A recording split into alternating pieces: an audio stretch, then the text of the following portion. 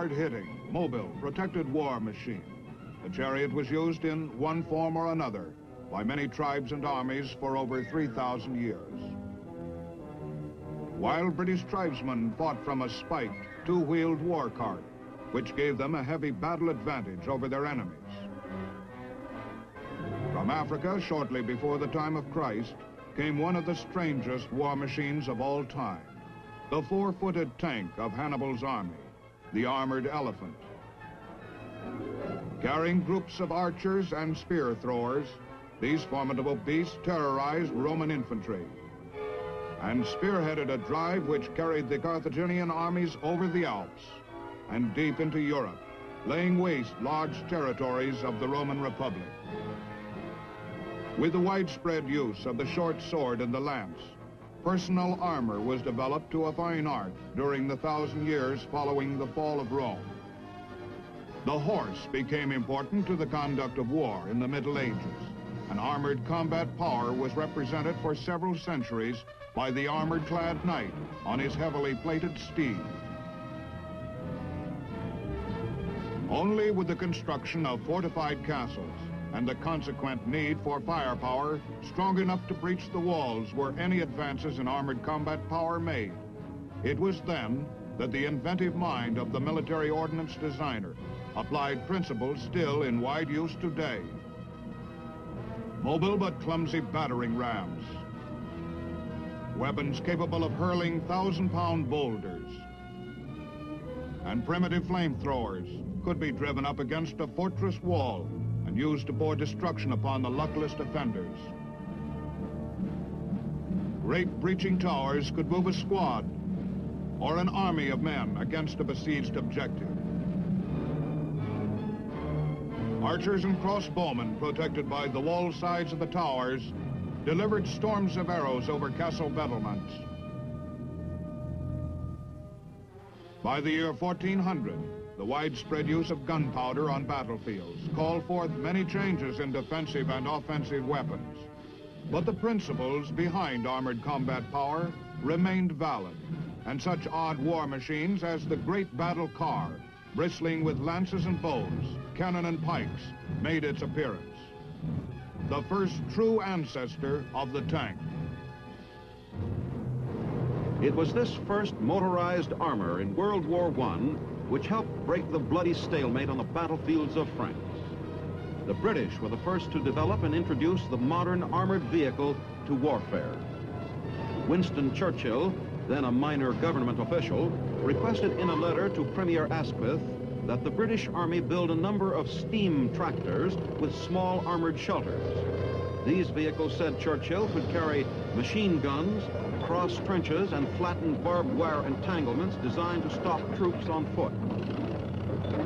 The tank worked, and the Germans tried their model with less success. But Germany learned fast. Hitler's armored panzer divisions crushed most of Europe underfoot in World War II as they led the drives of the German Wehrmacht.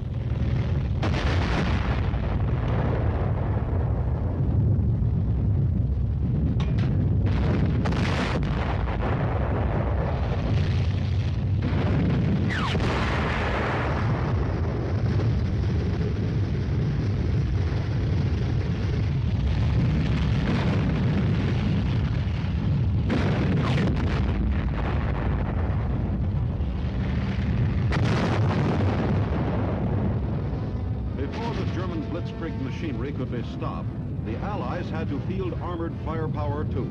It was more than a match for the Nazis.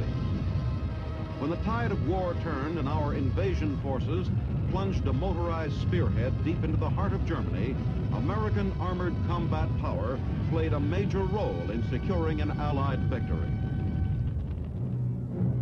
Once again, on the barren, treacherous hills of Korea, armor bared its teeth and helped decide another fight in favor of free men. Functioning sometimes as close cover support for infantry action, sometimes as artillery, American tanks and other armored vehicles helped drive the Red enemy from South Korea.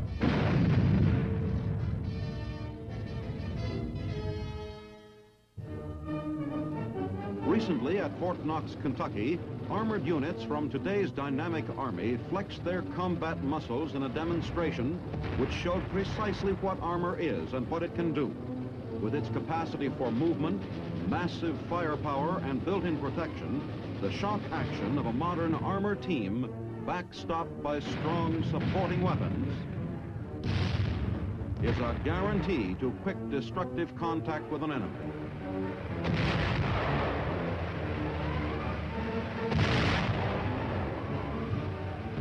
Though scattered widely for protection, armored forces are closely bound by a precise and efficient communication system. Like so many iron links in an exceedingly strong but flexible chain, vehicles in the armor team operate as a unit, highly responsive to command. Tanks, armored infantry, and other elements move with a single purpose toward their mission, to seize the initiative in combat and keep it. Mobility and the shock action of its firepower make armor capable of fulfilling this mission on almost any kind of battlefield. The vehicles and weapons which make up the fighting core of armor are tough and deadly. Among them are the M84 carrier for the 4.2-inch mortar, the M42 with twin 40-millimeter guns, the M41 light tank, the M47 medium tank, the M48, a newer medium tank, the 105-millimeter howitzer, the 155-millimeter howitzer, and the armored infantry vehicle. In addition, there are larger, more devastating weapons. The self-propelled 8-inch howitzer, capable of firing atomic projectiles, and the Honest John rocket, another weapon having an atomic capability. Both of these are today integral to armor's combat power. All of the weapons except the Honest John provide armor protection for their crews. A demonstration of the firepower of these weapons shows their destructive effect on a battlefield. The M42 with twin 40-millimeter guns is used to provide not only ground support, but also defense against low-flying aircraft. When it is used as a fully automatic weapon, it fires 240 rounds a minute. Here's an example of what it can do.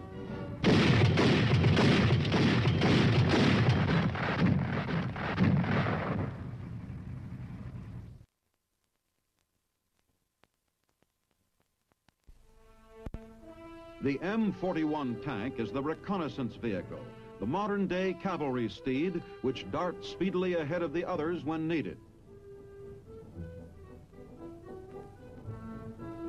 Plenty of protection is carried along with it in the breech of its fast-firing 76-millimeter gun.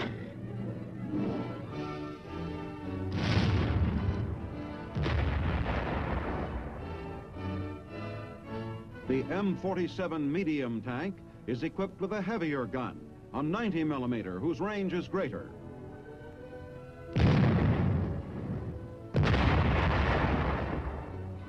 The M48, or Patton tank, also has a 90-millimeter gun.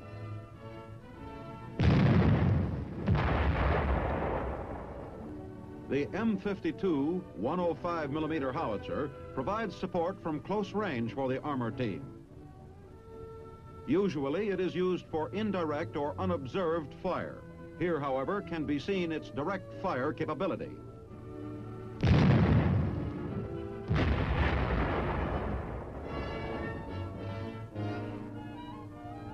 The M44 155-millimeter howitzer fires a projectile weighing 95 pounds.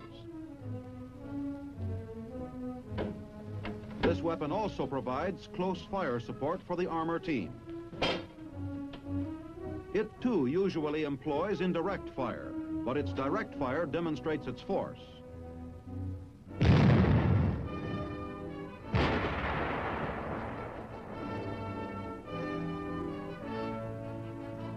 Each vehicle and each weapon demands skilled, trained crewmen working as a team to achieve the full might of armor.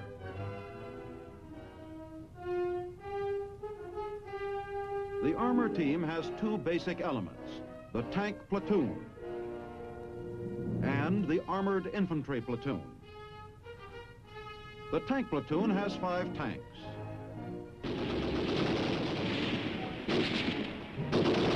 They have 5 30 caliber machine guns mounted in turrets and 5 50 caliber machine guns also mounted the same way.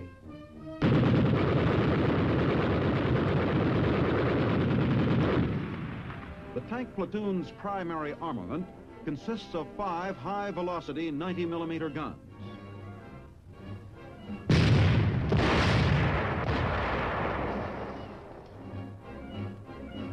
Whether it fights alone or as part of a team, the tank platoon is used to attack an enemy force, to counterattack, to destroy enemy armor, to support other troops by direct fire, and to engage in mounted mobile warfare both offensively and defensively.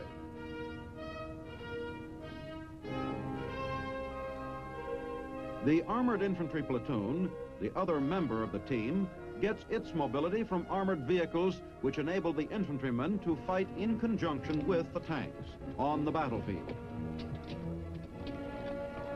This platoon is able to support the tanks by fire and maneuver in both offensive and defensive combat.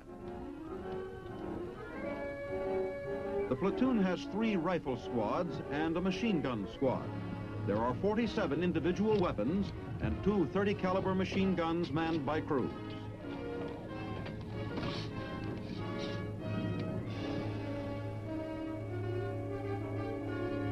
Three additional 30 caliber machine guns are in the carriers, making a total of 5 that can be dismounted and manned on the ground.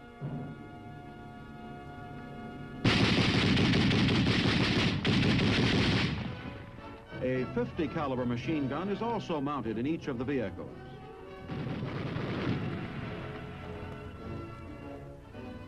Radio is the chief means of contact, linking together the unit commander and the elements of his command, and the platoon with other units and higher headquarters.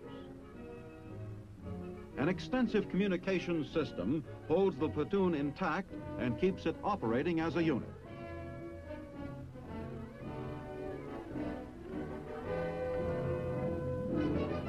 Each armored infantry squad carries a portable radio.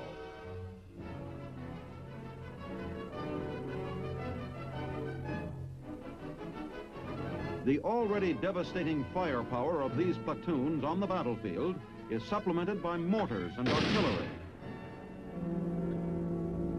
A 4.2-inch mortar platoon can lay down a spectacular blanket of fire.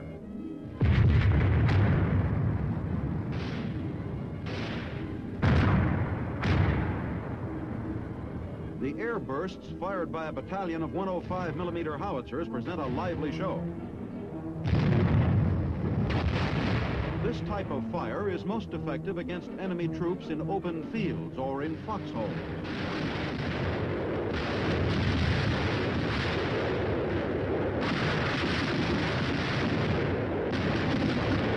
The spectacular effect of all this firepower can be seen when it is delivered on a target at the same time. This non-tactical demonstration represents only about 1/25th of the firepower of the armored division. The support elements lead off.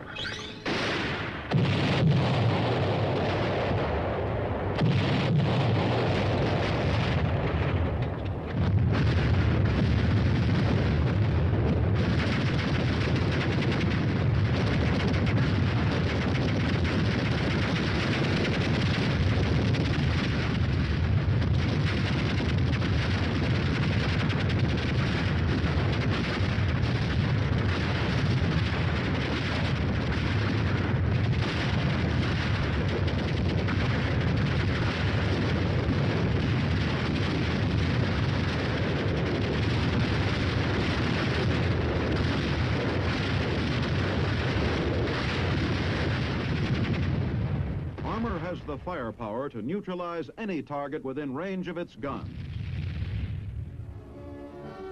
In spite of their firepower and mobility, however, tanks and armored infantry often need assistance in overcoming obstacles in their way.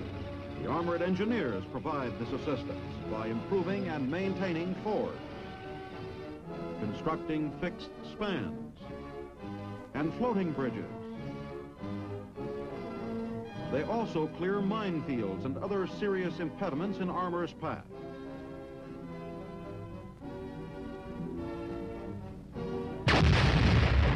To assist armor's movement, the armored engineers use not only tools that are part of their organizational structure, but expedient means dictated by the necessity of the moment. The scout platoon is another valuable partner for the tanks and armored infantry. Moving ahead of them, it can provide advanced security or flank security. It guides other units during movement.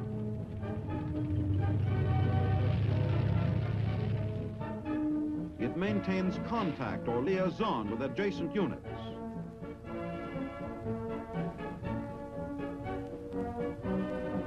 And it serves as the forward eyes in finding out about the terrain, the bridge capacity, and the position of the enemy.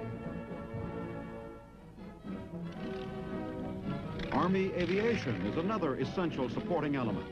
Among the aircraft used are the L-19, a standard observation plane. The L-20, a slightly larger craft. The H-13, a mosquito-like helicopter used for reconnaissance. The H-19 helicopter, employed often for the tactical transport of troops. And the awkward-looking H-21 helicopter, which can carry light cargo.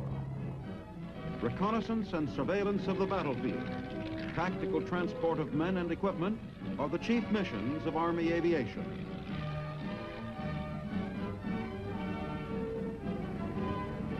Like the fixed-wing aircraft, the helicopter can be used as an elevated observation post to locate targets and adjust the fire of armored units in the field. Army aircraft, with its invaluable speed and flexibility, gives the commander a means of exploiting to the full armor's own mobility, its firepower and shock action.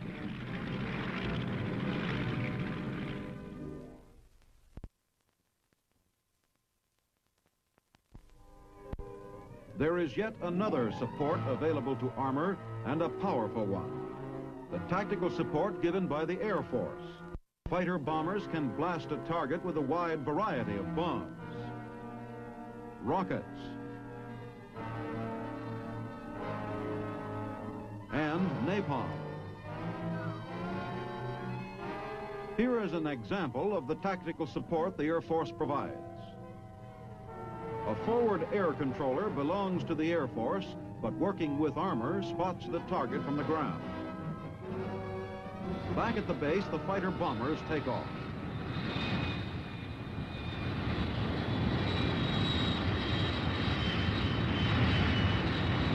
The forward air controller aids them in locating the target.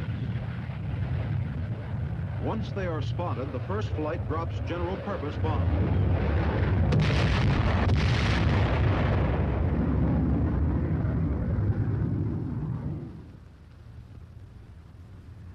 The next flight uses machine guns and rockets.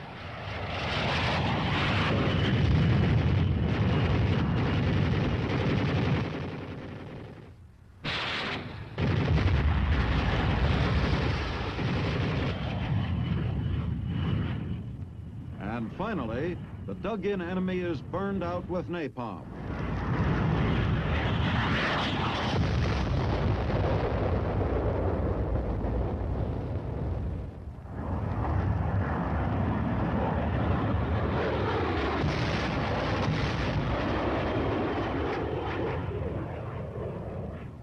The deadly napalm is dropped in a veritable blanket of destruction over the enemy's position. This rain of devastation from the air softens up an entrenched enemy who would be difficult to dislodge with ground weapons alone. The searing napalm paves the way for assault by armor. If war were ever to be fought on an atomic battlefield, an attack by armor could be supported with atomic weapons. Such an attack can be vividly demonstrated by our Army. Enemy forces occupy strong points along the high ground. Our armored units are located here.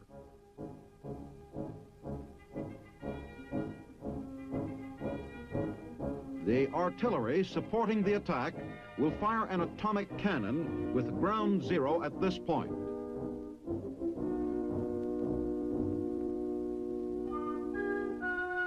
During the attack, the camera will follow an armored team consisting of a tank company with an armored infantry platoon attached.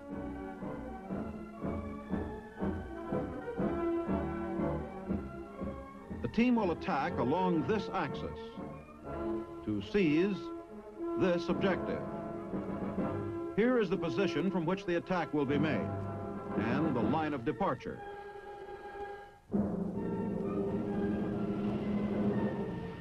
The tanks, followed by the armored infantry, move into the attack position.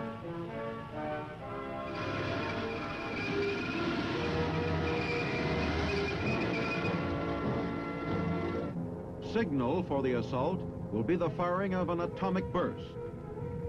15 seconds to 0. 10, 9, 8, 7, 6, 5, 4, 3, 2, 1.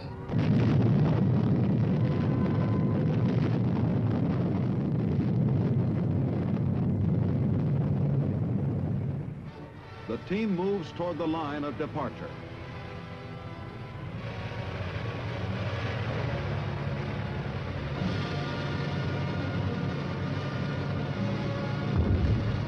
Meanwhile, the supporting elements lay down a curtain of non-atomic fire.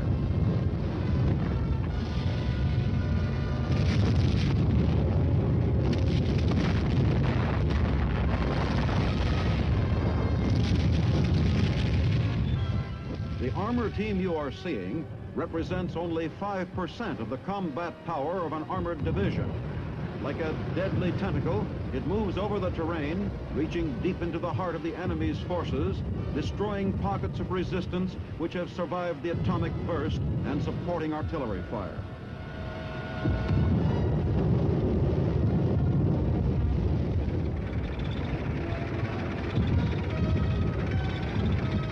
An enemy tank gun on the left flank poses a threat to the advance. It must be eliminated quickly. Clean hit, and the target is destroyed. As soon as the hazards of radiation from the atomic blast have cleared sufficiently, tanks continue their steady advance.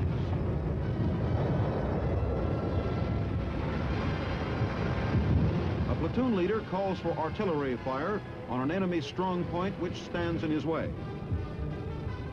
At the Artillery Fire Direction Center, the firing data is prepared and the guns respond.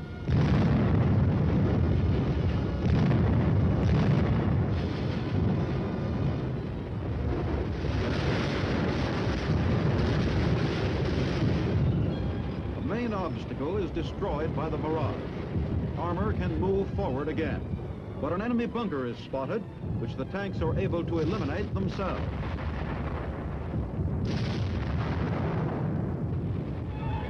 Under the cover of continued artillery air bursts, the team advances.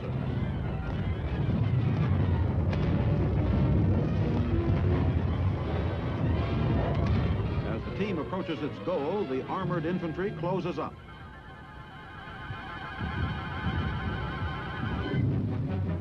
Prepare to dismount is the command passed by the platoon leader. Before giving the order to dismount, the team commander asked that the artillery shift its fire to enemy positions on the flank and rear of the enemy's forces.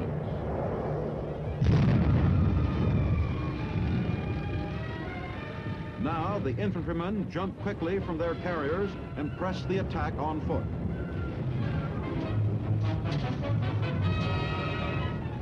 Cautiously, they move forward with the tanks.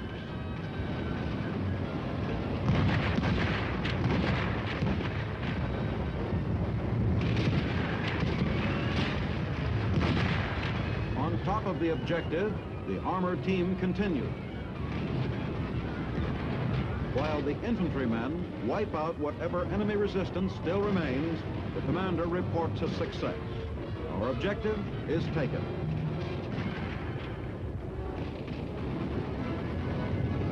But the team does not halt for long. With the fight taken out of the aggressor force here, the armor team prepares to advance on the next objective.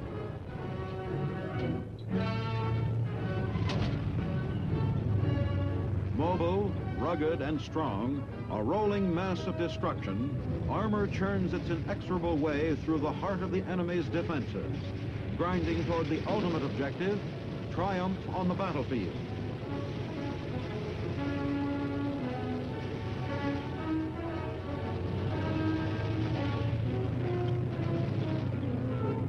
The emergence of the armor team on the field of combat has often decided the course of battle in modern war, and would decide it again if called upon. In armor, there is strength, and in strength, there is victory. And primitive flamethrowers could be driven up against a fortress wall and used to pour destruction upon the luckless defenders. Great breaching towers could move a squad or an army of men against a besieged objective. Archers and crossbowmen, protected by the wall sides of the towers, delivered storms of arrows over castle battlements. By the year 1400, the widespread use of gunpowder on battlefields, corps of archers and spear throwers, these formidable beasts terrorized Roman infantry and spearheaded a drive which carried the Carthaginian armies over the Alps and deep into Europe, laying waste large territories of the Roman Republic. With the widespread use of the short sword and the lance, personal armor was developed to a fine art during the 1,000 years following the fall of Rome. The horse became important to the conduct of war in the Middle Ages. An armored combat power was represented for a hard-hitting, mobile, protected war machine. The chariot was used in one form or another by many tribes and armies for over 3,000 years. While British tribesmen fought from a spiked, two-wheeled war cart, which gave them a heavy battle advantage over their enemies. From Africa, shortly before the time of Christ, came one of the strangest war machines of all time, the four-footed tank of Hannibal's army, the armored elephant. Carrying groups several centuries by the armored-clad knight on his heavily plated steed.